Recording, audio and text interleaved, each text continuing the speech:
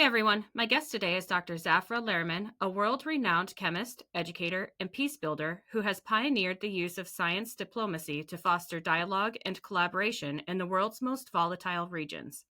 As founder and president of the Malta Conferences Foundation, she brings together scientists from countries in conflict, including Israel, Palestine, Iran, Iraq, and others across the Middle East, to work side by side on scientific challenges that transcend borders, from water scarcity to nuclear proliferation.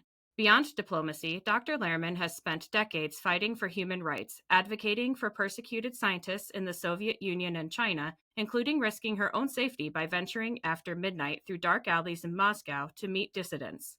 She also developed groundbreaking methods to teach science through the arts, reaching underprivileged students, including homeless youth and incarcerated individuals, by making chemistry accessible through music, dance, and visual storytelling. Her work has been recognized globally, including multiple Nobel Peace Prize nominations, the U.S. Presidential Award for Mentoring Minorities in Science presented by President Bill Clinton, and the prestigious Andrei Sakharov Award for Human Rights from the American Physical Society. She has also been honored by UNESCO, the U.S. State Department, and leading peace and science organizations worldwide. Welcome, Dr. Lerman. Would you be able to tell us a little bit more about yourself? As you heard, my name is Zafra Lerman. I'm a scientist. I have a PhD, so I'm Dr. Zafra Lerman or Professor Zafra Lerman if you want. My PhD is in chemistry, but I used my science to make the planet a better place for everybody. So my book that is titled Human Rights and Peace, A Personal Odyssey, and it's now in paperback on Amazon. It's on paperback, so you can see the title. And it's really a book written for everybody. It described my growing up in a developing country without a hot shower, without a lot of things that people in the US take for granted. But I was a high society. I grew up in Israel. And my father was a pioneer, and I had probably the happiest childhood somebody can have, because I did not have my mother waiting with an SUV when I came out from school to take me home and drive me for the next program she signed me on, because we didn't have SUVs, we didn't have any cars, and we didn't have any organized programs. So we children developed our programs. We developed our imagination, we developed our creativity, we developed our innovation. Because nobody prepared everything for us, and I think it was the greatest way to grow up. Even I feel sorry. I have a school next to me, and when I walk at 3 o'clock and I see all the mother, every child, the mother with an SUV and an engine running in summer for the air conditioner and in winter for the heat, and the child runs into the SUV, bangs, goes away till the next program the SUV will drive. And I remember that the biggest fun for us was to take the longest way you could find between school and home, so we can spend a lot of time together. And I'll continue. I knew I will be a scientist by the age of 2 already. I described a lot of things and a lot of questions. So this was not new to me. I knew this will be the path I will take. I describe it in my book. And then I went and got my bachelor, master, PhD, but I was already married and a child, so my son already attended all my 3 ceremonies, what was not easy to get a bachelor, master, PhD with a child, but possible, and a message for all the women that have children, that you can achieve everything you want. All what you need is to want it. I was for a period a single mom, And this is when I came to the States as a single mom with a child and no relatives, no money, nothing, but we make it. We Yeah. made it. It's true that a PhD is a big help, but even Yeah. without PhD, if a woman wants, you can make it as a single mom. And all these stories about single mom cannot achieve, and all these stories are just nonsense. And in case you don't detect, I have a foreign accent, and it means by American terms, I was an immigrant, but there is a lot of pressure against. So I wanted to say that I'm an immigrant that contributed a lot to the country. And the book is a result of pressure to write really 3 books during my life, but I never had time to do it because I was too busy. In one of them, I discussed, after doing research for many years in fancy universities like Cornell, Northwestern in the US, the Swiss Polytechnicum in Switzerland, I, by myself, have a PhD from the Weizmann Institute of Science in Israel that is considered for many years one of the best 10 research institutes in the world. Doesn't have undergraduate, it's only a graduate school. So after doing research in all these fancy places, I decided to change direction because I believe that science education is a human right that belongs to all. And I feel that we are leaving a lot of people out of understanding science and technology, of developing the critical thinking that science courses teach you. And then they are behind in the community. And my worry always is that we will form 2-class societies that are not divided by royalty, but divided by knowledge of science and technology. So I decided to teach people that would never come close to science. And I got an offer that I could not refuse from a college in Chicago called Columbia College, and it was a wonderful place till it was destroyed a few years ago. But before that, it was a college with vision because the president that really built this college, his name was Mike Alexandrov, was a real visionary, a very progressive man, believed in equality for everybody. The school was open admission. So it was a school for art and communication, but he believed that students that could not afford a beautiful portfolio in art to go to a fancy art school should still pursue their dreams and talent. And he attracted to teach there the best and the brightest, because it was people that were not only outstanding in their field, they were outstanding in their contribution to society. And their purpose was to really give the students all what they can in order to make them successful. And it was very successful. I built a science institute from scratch that became very famous. We even got in 2004 the award as the best undergraduate program in all the independent universities and colleges, and it was a school for arts and communication.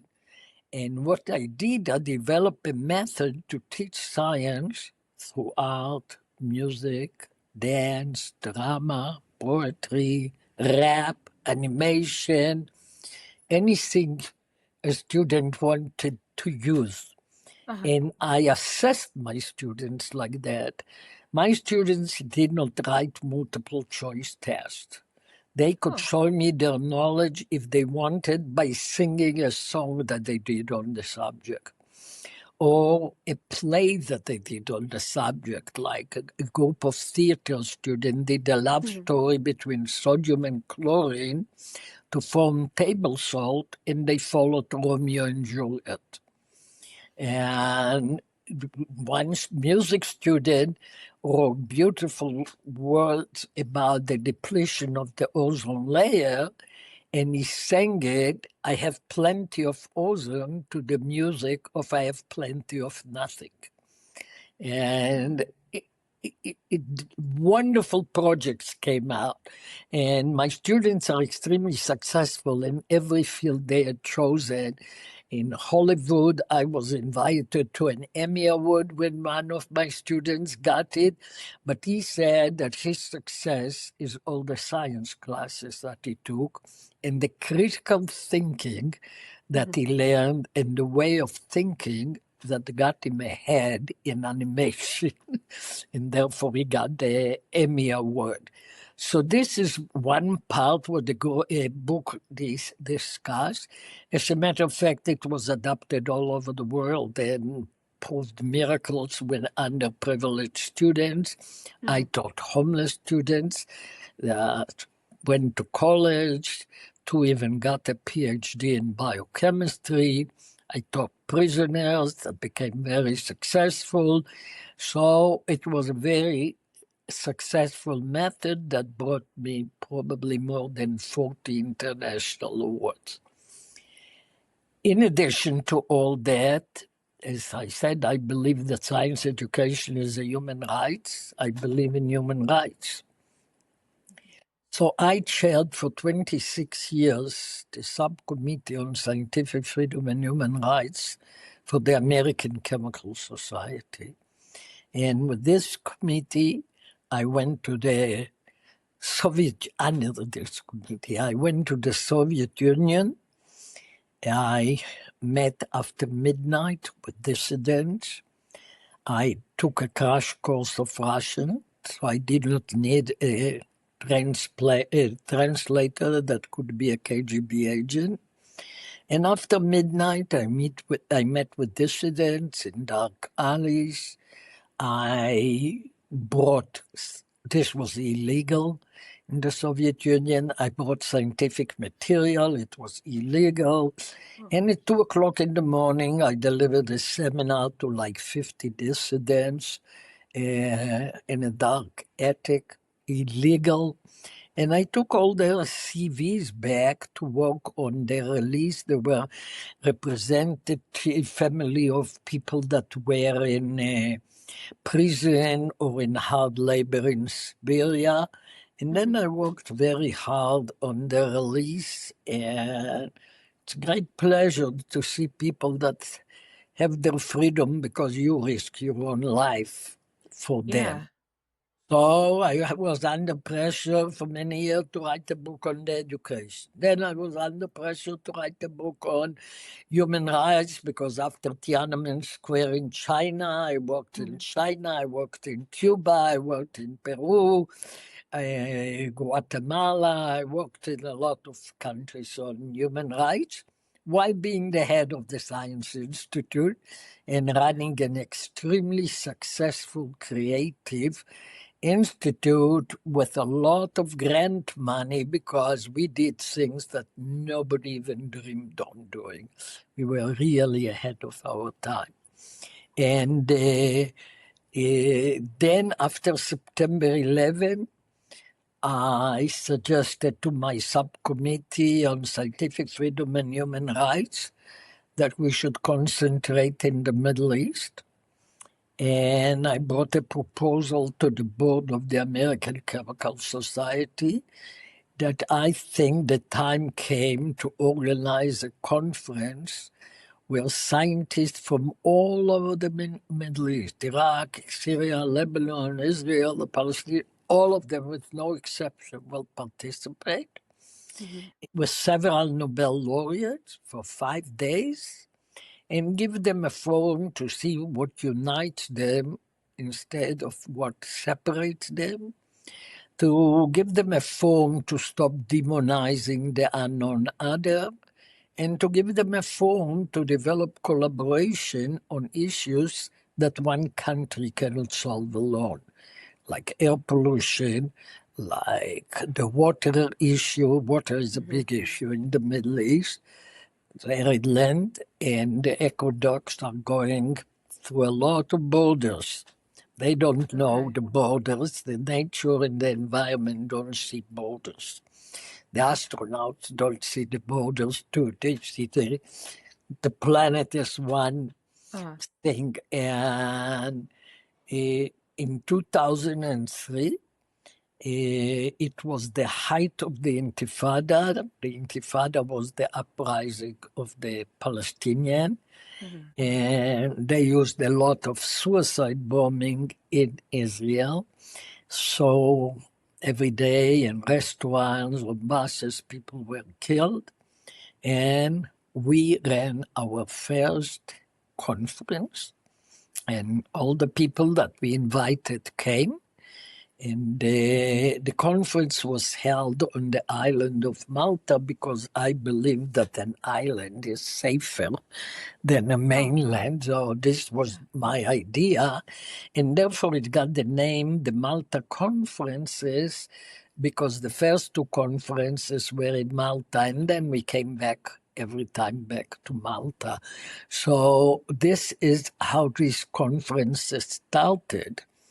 And we had already 10 conferences, and now will be the 11th one. And there are a lot of obstacles in organizing a conference like that.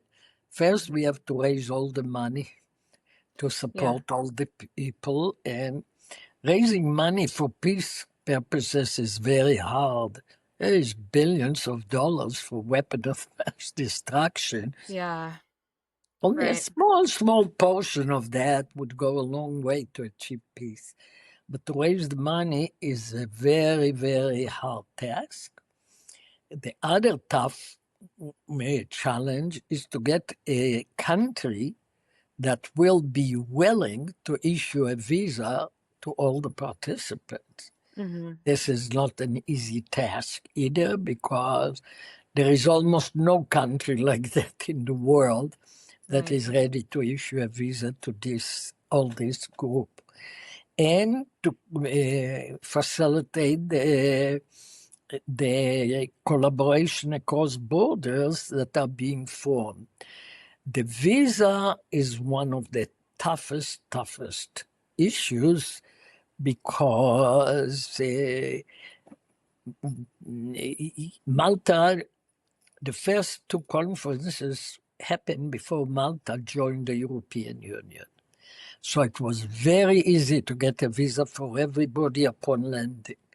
But then they joined the European Union, and then you need what is called a Schengen visa, and this is hell to get. So there is a huge chapter in my book that I titled "From Mission Possible to Mission From Mission Impossible to Mission Possible," and it shows how in every Malta all the obstacles of getting the visa, and how till the last day the country said no, we cannot issue, and how in the last minute everybody gets a visa. But it shows all the methods and the ingenuity, and almost like 007 working in order to be able to get a visa for the whole group. And people put pressure on me to write a book about that, what was very interesting to a lot of people. So at the end, I got a ghostwriter, and I dictated the whole book, and I wanted to make sure that the book is not more than 200 pages because Okay. people don't have patience to read these days. But meanwhile, a lot of people read it. You can see the reviews on Amazon's, and people said they could not put it down after starting reading it. Uh-huh. And I would like as many people to be as possible to be able to read it because there is a message that everybody can Mhm. relate to. In addition, with that, you are contributing to peace in the Middle East because all the proceeds are going towards the Malta Conferences. Yeah. So this is, in a nutshell, my activities. Each subject I can talk for several hours.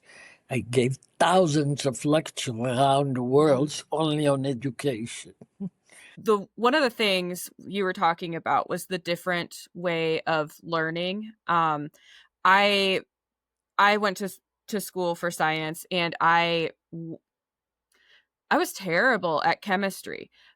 Fine with biology, fine with the earth sciences. And I you were making me think about some of my favorite memories and projects that I had worked on. And we had a class, my favorite biology class was discussion based. And we did have to present once or twice a semester. There was no exam, everything was um, based off of participation. And I took more from that class than I did on any of the other classes I took because I was more actively engaged in the material instead of, okay, let's just study to pass this test, and then it leaves your head when you're learning the material that way.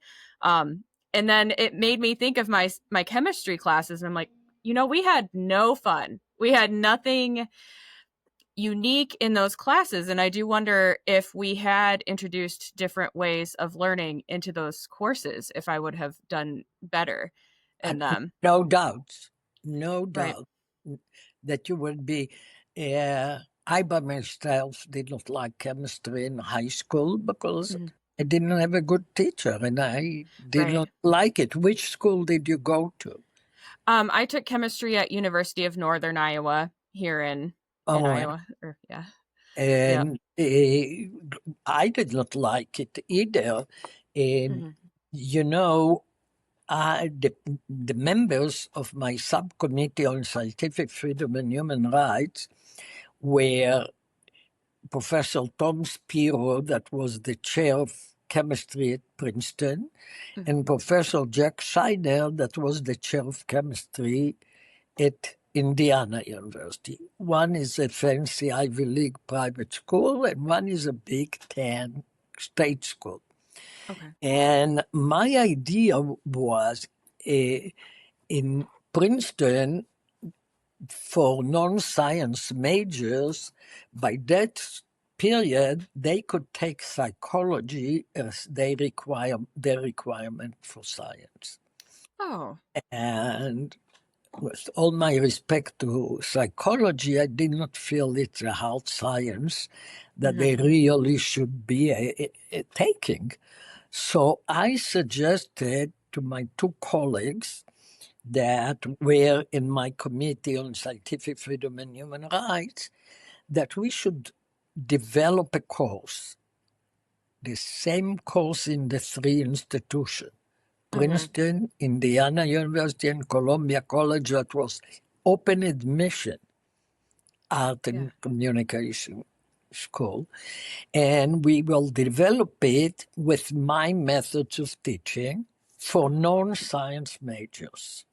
In this way, we will attract non-science majors to take a chemistry class. And we Okay. titled the class From Ozone to Oil Spill, Chemistry, the Environment, and You. And I came and did workshops so they will know to use my methods in their classes. Mhm. And in order to prove that it's the same class all over. First, we applied to the National Science Foundation for a grant, and the National Science Foundation was so impressed with the project that they gave us a grant, and they called our project the flagship project of NSF. And since then, they started having money for big consortium because they thought that variety of institutions working together is a great idea. So we started this trend, and they called it the flagship project. But in order to prove that my inner city open admission school students that never was on a plane before can fly to be with Princeton students all day in a joint symposium. So every year my class flew to Princeton. And we spent a whole day symposium where the students from both sides showed their knowledge through different projects. Okay. The media covered it. The whole media from the neighborhood was coming, and they called it a meeting of two cultures. And they really covered it heavily because it was a phenomenon to bring two schools like that together. And it was proven unbelievable. My students were really second to none, and it gave them suddenly a new perspective. They went to look if they can go for graduate school to Princeton, and it became, but as I told you, that we had a special president by the name of Mike Alexandrov. Mike said to me, "You are taking your student to Princeton. You're going Sunday. The symposium is Monday. I want them to have more experiences that they never had before. So I want you to take the class, and I'll pay for that, to a Broadway matinee, so they will see what is Broadway that they hear about. Yeah. And many of them are theater students, so they will enjoy that. And then take them to a nice restaurant for dinner in Manhattan before you continue to Princeton." This is when you have a president with a vision that could bring up a school. But sadly, nobody lives forever. And all that disappeared now, but it was unbelievable to have such a visionary president. And I remember that one of the classes, the play we saw on Broadway, was Five Men Named Mo, and it was their last performance. And then they said, if there is anybody in the audience that would love to come on stage to sing with us and dance with us, we will be very happy to incorporate them. Sure enough, my students are on the stage dancing and singing with this group. And what an experience to be with the five men named Mo, and they are performing together with them. So those are the experiences that the students got in addition to have an experience to be in a symposium together with Princeton students. And this was a model of a college of the future. But sadly, it's not there anymore. The Science Institute was closed. Other institutes that were very creative are closed, and it changed. Yeah. I bet that was an amazing experience. Oh, it was. It was wonderful, wonderful. And the people that he managed to surround himself that were teaching there. Gwendolyn Brooks taught, she's a very famous poet. She taught poetry there. Very famous people from television and journalism taught there. It was a very, very creative way that he built this college. Sorry to interrupt. I just wanted to tell you about one of my sponsors real quick. Are you looking for a gift for a music lover, or maybe some apparel to show off your quirky side? Old Glory has you covered. With over 300,000 officially licensed items covering music, sports, entertainment, and pop culture, you're guaranteed to find the perfect item. They even have seasonal gear. My husband enjoys the Beatles and Led Zeppelin apparel, and I love the Billy Idol apparel. I even found items for my fellow plant enthusiasts. This family-owned superstore is known for their quality and customer service, offers free standard shipping on all orders, and orders are shipped the same day you purchase. My discount code gives you 15% off your entire order, and it's currently the best deal available. Just visit oldglory.com and enter in my promo code JADE, that's JADE, at checkout. Yeah. All right. I do have some questions. I'm going to try and pick something that is similar to what we've been talking about. Well, actually, so I do have a question. What is it like getting scientists from conflicting countries to sit at the same table, which you did mention a little bit? Just getting the people there physically is quite the challenge. Do you see that most of the time people are willing to talk, or the Let me opposite? tell you, you're talking about people, but these people have something in common. They are scientists. Okay. And science is very international. Mhm. We call it science diplomacy, what we are doing. So science diplomacy doesn't see culture, doesn't see religion, doesn't see language. It's international. I always love to say that a chemist from Bethlehem, Pennsylvania, and a chemist from Bethlehem in the West Bank could communicate their chemistry research to each other without having to speak, even if they don't have a language to speak to each other. So it's not just people, it's people that already have something in common that is international. In addition, scientists have very different status in most countries than any other profession. Only in the US they are not respected, but in any other country they are extremely respected. And a lot of governments can really not do things that they want to do without scientists. Sadly enough, even building weapon mass destruction, you need scientists. Yes. So science is something that can prolong life, but science is something that can cut life very short. And therefore, scientists have the responsibility to work towards peace. So first they have something already in common before they see.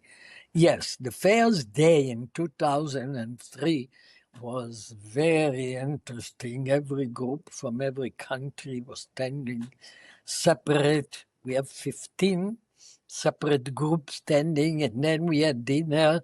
Everybody sat separately. And I walked around and talked to the people and tried to tell them that they should mingle, that they are very important scientists. And for sure, the Nobel laureates are a very big attraction to every scientist. So scientists wanted to sit with the Nobel laureates, so they had to move from their table. Everybody is equal in the Malta Conferences. So even the graduate school student, we want young people so it will continue, they can sit next to a Nobel laureate at lunch. So at the end of the conference, that is 5 days, you have a feeling that a family reunion ended. People hug it out there. People have tears saying goodbye. You don't see even who belongs to which country. Everybody says goodbye with hugging to each other. I even was afraid last time that I'll get COVID because I'm still afraid of being too close to people. And Right. here so many people hug you and kiss you.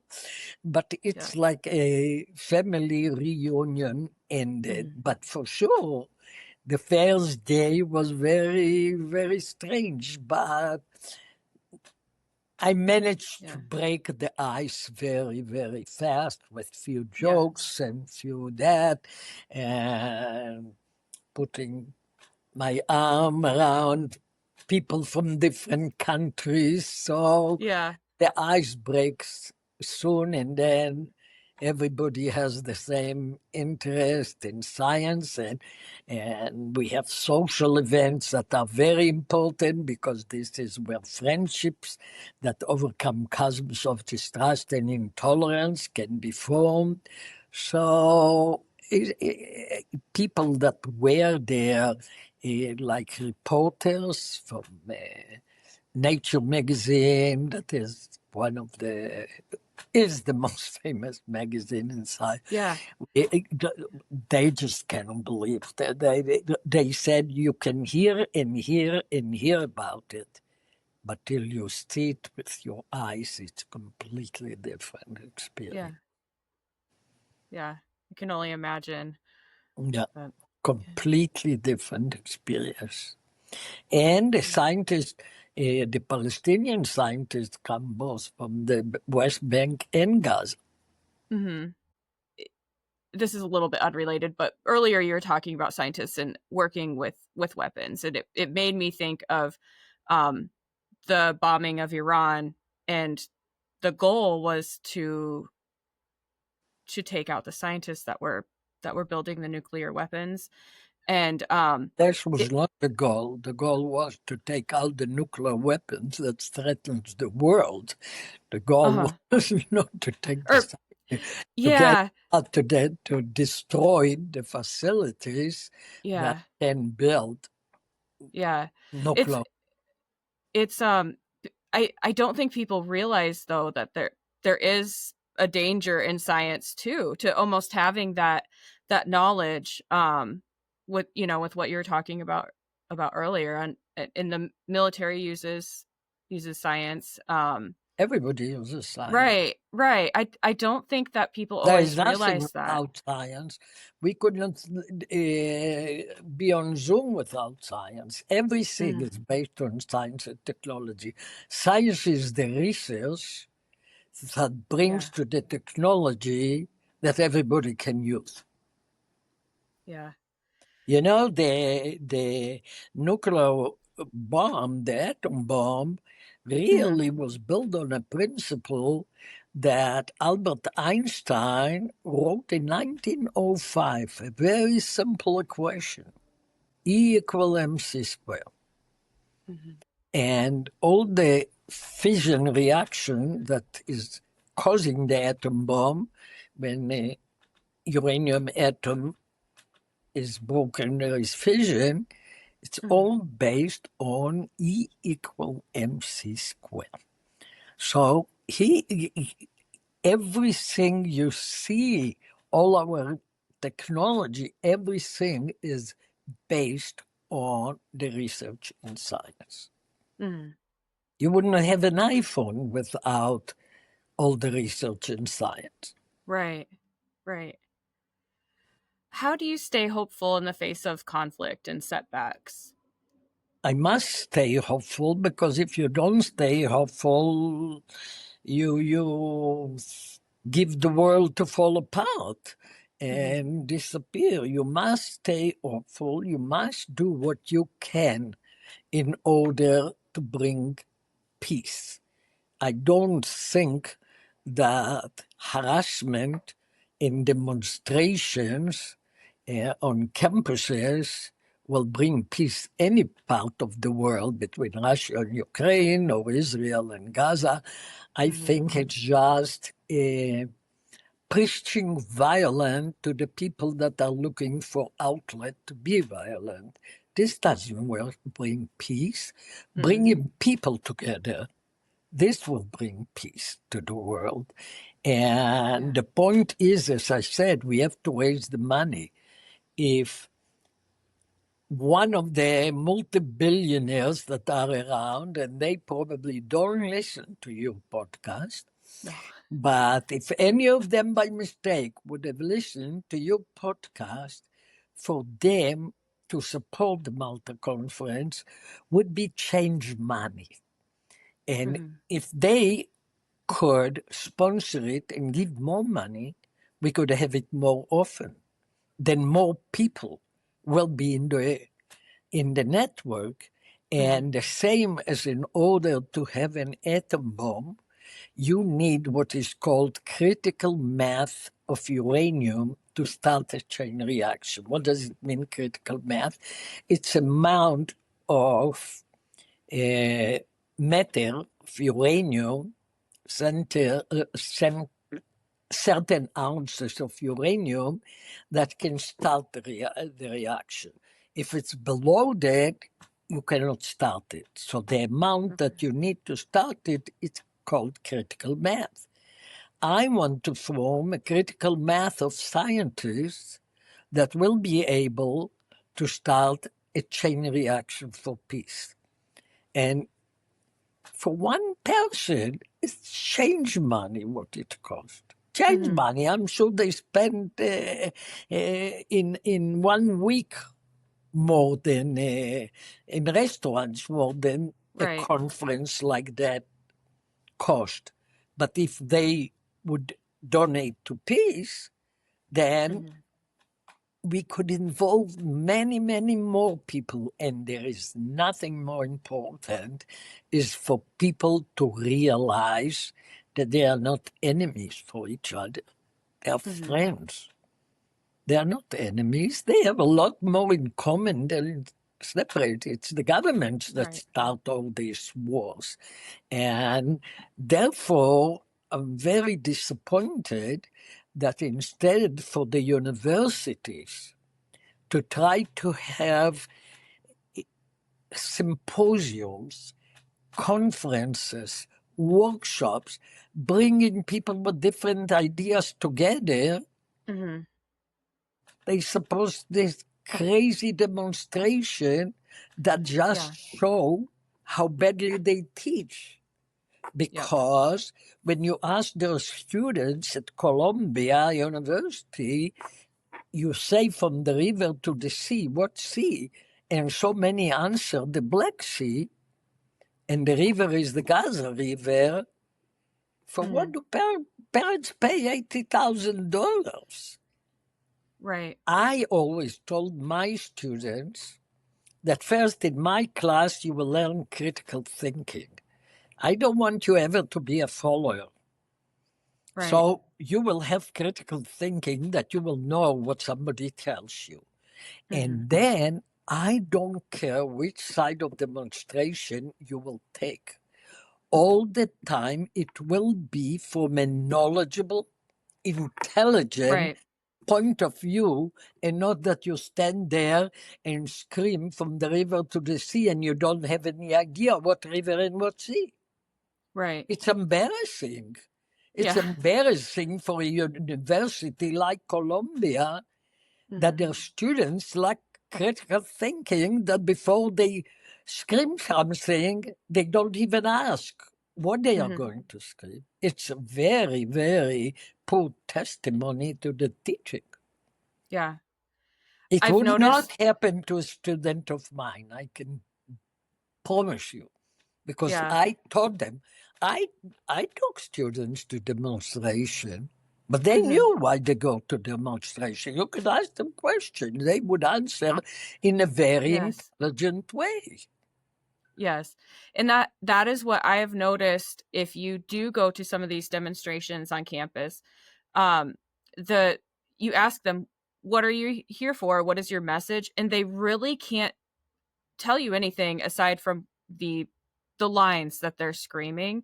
And not only, as you said, are they making themselves look stupid, they're also making victims out of innocent people. They're making it a a dangerous or uncomfortable area for other students that have nothing to do with what they're screaming about in the first place. So Exactly. They they're are American citizens that go to an American Mhm. university. What do they have to do with conflict that is far away from them? Right. They're making no change. And if the change is if there is change, it's a negative change on campus. And that's all it is. This is why So these universities have to pay now a huge fine to the government, Mhm. and why their presidents had to resign.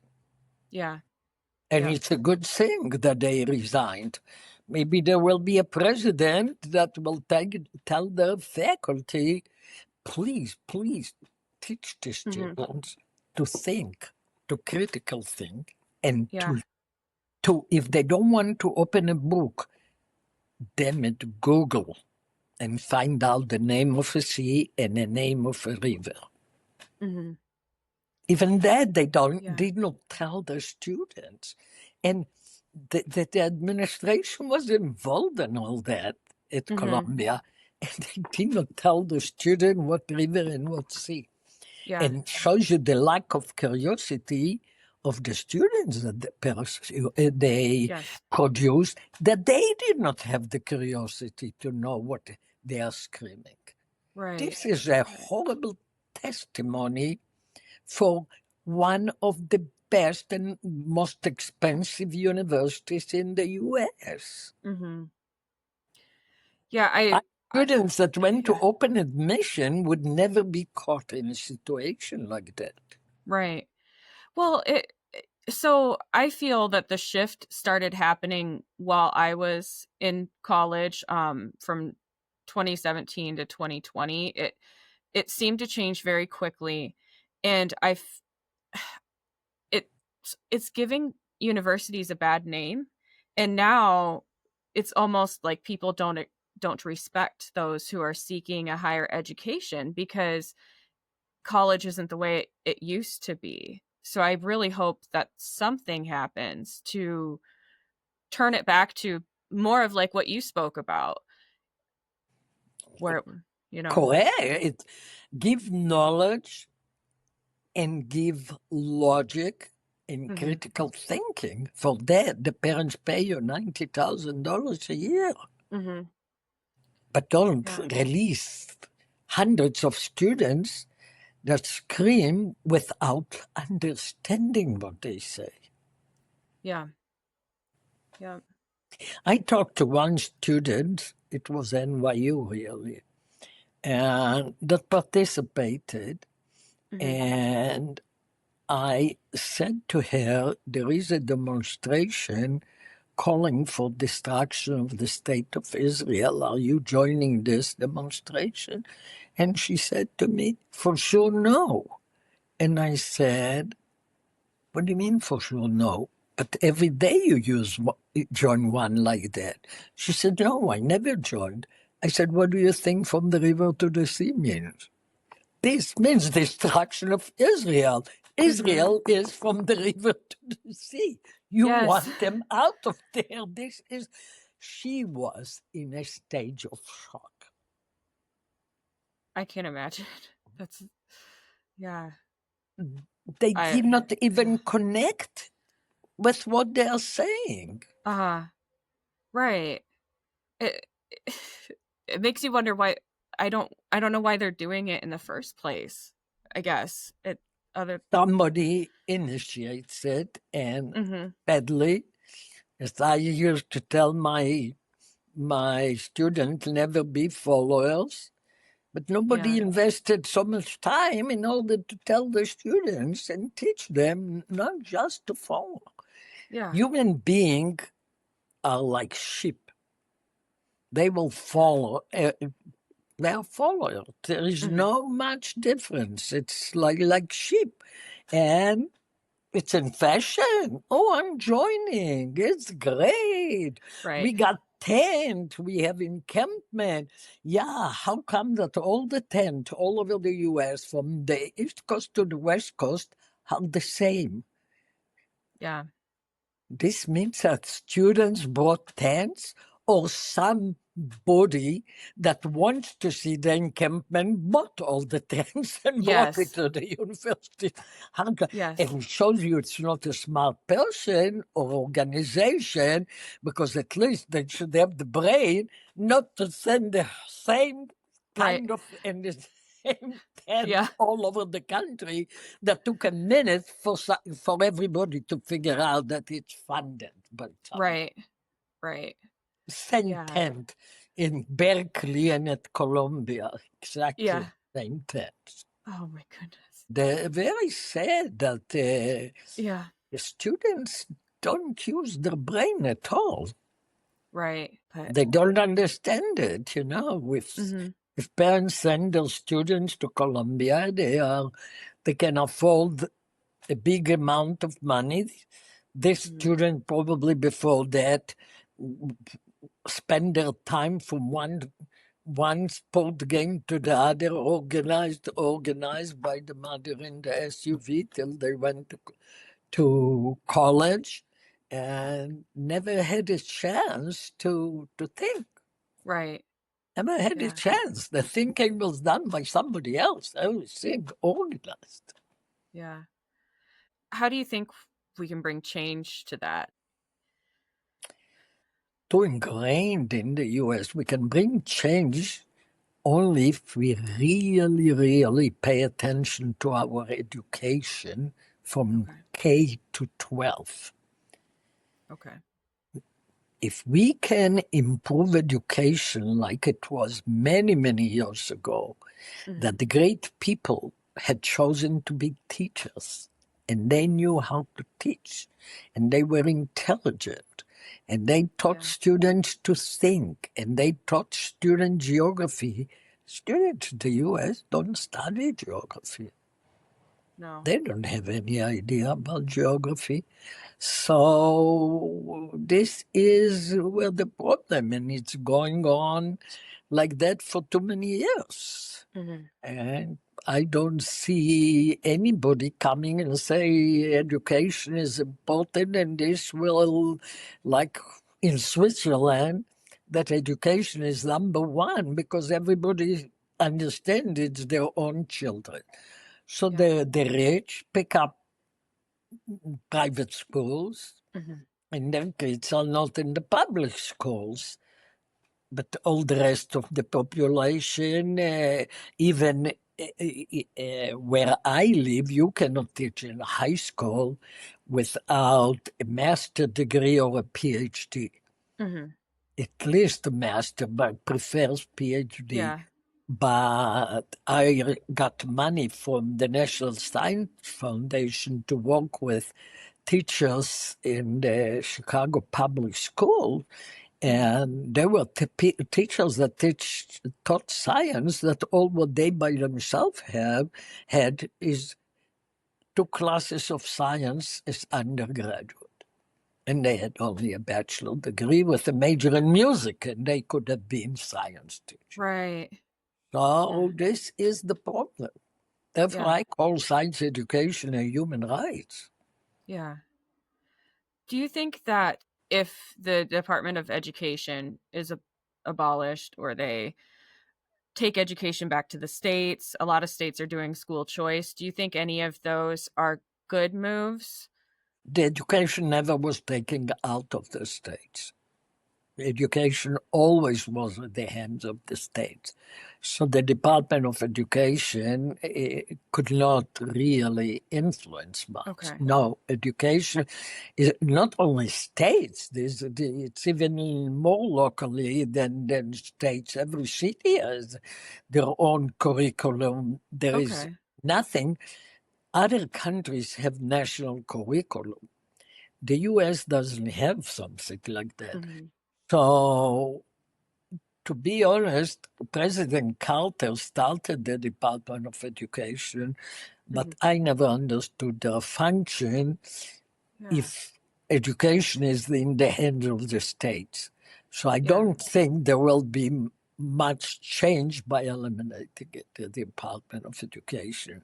I think cutting money from the National Science Foundation or NIH, the National Mhm. Institute of Health, is a disaster.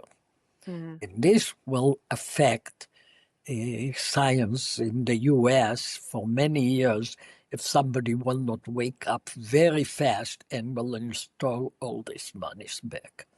I Right. think this is the disaster, but not the elimination of the Department of Education. Okay. Yeah, that makes sense. I, I'm surprised we don't have a national curriculum, but Oh, it's country still works very separately by states, and the mm-hmm. curriculum is so different. Yeah. Things that can be taught in a blue state cannot be taught in a red state. Right. I remember how much we fought that evolution should be taught in all the states. Mm-hmm. It's Yeah. it will be very hard to. The division is too strong in the U.S. to be able to do a national curriculum. But Okay. if you have NSF, National Science Foundation, that they are responsible of the grants for education, like Okay. they help a lot to raise the education. NIH is all our health depends on that they cut the money for cancer research, for vaccines. Mm-hmm. It's Yeah. our life. What are we going to be like Africa? Right. I Yeah. cannot understand the rationale behind that. Right. Yeah. I'm not sure. Some of it I We understand, some of might it's lose just our not. best scientists because scientists Right. need money to do a science, and a lot of other countries pour a fortune into research. Right. Right. And that's where you're going to go, where you're able to do the To do research that you're research. wanting to do. Yeah. Would you like to show us your book again? Yes, here is the Yes. book, and the book is now in paperback. On Amazon, I'm sure on everything, Barnes and Noble, online, and paperback is much cheaper. And if you read the reviews on Amazon, you will see why it's important for Yeah. everybody to read this book. A lot of messages, and you can see what one woman can make changes in the world, and you can be the same, Yeah. especially young people. It doesn't have to be a woman. A man can make a change too, and to the Right. better. Right. So this is the book.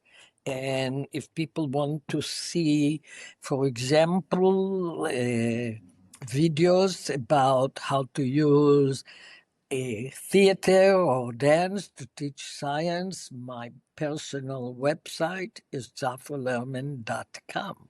Okay. If you want to know Sounds good. more about the Malta Conference, the Yeah. website is Malta Conferences Foundation.org. Okay. All right. Is there anything else you'd like people to check out or maybe look into as far as science education and keeping that alive? We have a YouTube that has all the videos Okay. that the student produced, both in music and art and dance and animation. And this is Lerman Institute YouTube. Okay. Oh, you can look for that too. All right. I will post those links so that everyone can just Okay. click on them. So, all right. Sounds good. Very nice talking to you. You Good, too. good luck. Yes. Thank you.